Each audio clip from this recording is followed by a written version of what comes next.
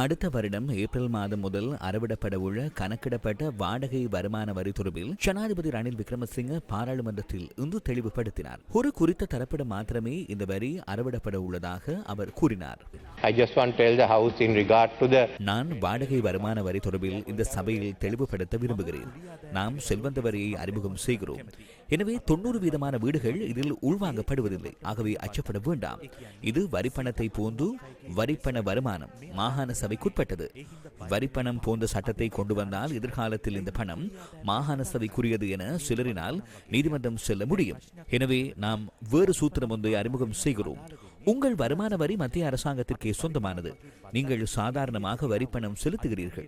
எனினும் இந்த அரசியலமைப்பு பிரச்சனையை நிவர்த்திக்க வேண்டும். இது உயர்மட்டத்தில் உள்ளவர்களிடம் அறவிடப்படும் வரியாகும். எனவே சாதாரண பொதுமக்கள் இது தொடர்பில் அச்சப்பட வேண்டியதில்லை. உமக்கு இந்த செல்வந்த வரியினால் முன்னோக்கி பயணிக்க முடியும். எனினும் இது தொடர்பில் ஐக்கிய மக்கள் சக்தியினர் அச்சமடைந்துள்ளனர். ஏனென்றால் தம்மில் உள்ள செல்வந்தர்கள் வரியை செலுத்த வேண்டி ஏற்படும் என்பதனால் அச்சமடைந்துள்ளனர். எனினும் இதுவே காரணம். புதிய வரி மூலம் 60,000 கோடி ரூபாய் வருமானத்தை எதிர்பார்ப்பதாக அறிய கிடைக்கின்றது. எனினும் 1,00,000 கோடி ரூபாய் வரி நிவாரணம் உயர்மட்ட வியாபாரிகளுக்கு வழங்குவதன் மூலம் மற்றும் 1,20,000 கோடி ரூபாய் வரியை செலுத்தாமல் விட்டுள்ளனர். இவை முக்கியமான விடயங்கள். 1 கோடி ரூபாவுக்கு அதிக வரியை செலுத்தாமல் 4,200 பேர் இருக்கின்றனர். சாராய வியாபாரத்தில் செலுத்தாத வரி 700 கோடி ரூபாவாகும். கடனை செலுத்துவதும் இல்லை. அவ்வாறு செலுத்தாதவர்களின் பட்டியலை பாராளுமன்றத்துக்கு வழங்குவதும் இல்லை. அதனை கேட்டால் மிகவும் ரகசியமான விடயம் என்று கூறுகின்றீர்கள். அந்த புள்ளி விவரங்கள் சரியென்று நான் நினைக்கவில்லை. எத்தனை பேரிடம் வரியை அறவிட வேண்டும் என்பதனை வழங்குமாறு நான் அவர்களிடம் கூறுவேன்.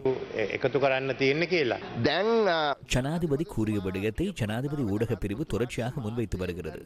முதலாவது வீட்டிற்கு வரி விதிக்கப்படக்கூடாது என கூறப்பட்ட இன்புட் வரி தொடர்பில் எடுத்துக்கொள்வோம். சபாநாயகரே, IMF உடன்படிக்கையில் முதலாவது வீட்டிற்கு வரி செலுத்த வேண்டும் என தெரிவிக்கப்பட்டுள்ளது.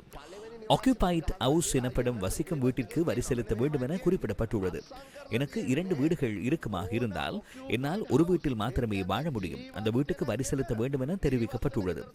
இந்த நாட்டில் நடுத்தர வர்க்கத்தை சேர்ந்தவர்களை வரி செலுத்துவதிலிருந்து காப்பாற்ற முடிந்ததை எண்ணி ஐக்கிய மக்கள் சக்தியின் ரீதியில் நாம் மிகவும் மகிழ்ச்சி அடைகிறோம். இதன் பிரகாரம் இந்த வரி அறவீட்டு அறிவிப்பை ஜனாதிபதி திரும்ப பெறுவாராக இருந்தால் நாட்டின் நடுத்தர வர்க்கத்தினர் சார்பில் நாம் நன்றியை தெரிவித்துக் கொள்கிறோம்.